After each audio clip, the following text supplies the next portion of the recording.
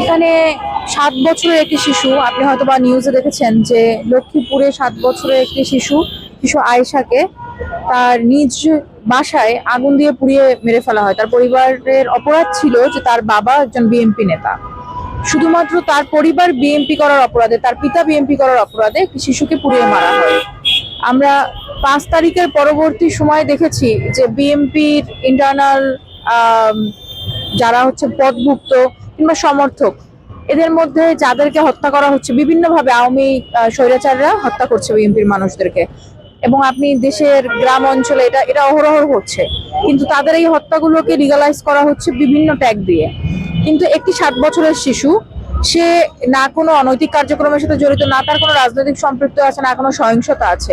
এখান থেকে আমরা একটি মেসেজ পাই যে আমাদের পরিবারের মানুষেরা, আমাদের বাবা মায়েরা যদি রাজনৈতিক সচেতন হয়, তারা একটি দলকে সাপোর্ট করে, তাহলে দেখা যাচ্ছে তাদের প্রতি অন্য দলের আগ্রাসন, এটা আওয়ামী লীগের আগ্রাসন, আওয়ামী লীগ আমাদের পরিবারকেও ছাড়বে না। আজকে আয়েশার মৃত্যুর কারণ তার বাবা বিএনপি সমর্থক ছিল, আওয়ামী লীগ বিরোধী ছিল। আজকে আমি বিএনপি করি, কাল যে আমার পরিবারে আমার ভাই বোনেরও এই বয়সী সন্তান আছে, আমি আজকে সেজন্য এখানে দাঁড়িয়েছি। যদি আয়েশার জন্য আমরা বিচার না পাই, তাহলে কালকে আমার সহযোদ্ধাদের পরিবারে ওইভাবে হামলা হবে। আমাদের সিকিউরিটি কে, আমরা যারা রাজনীতি করি, আমাদের পরিবারের সিকিউরিটি কে দেবে? এই রাষ্ট্রকে দিতে হবে, এই সরকারকে দিতে হবে, ইন্টারিমকে ন্যায় বিচার নিশ্চিত করতে হবে। এই জন্যই আজকে এখানে দাঁড়ানো।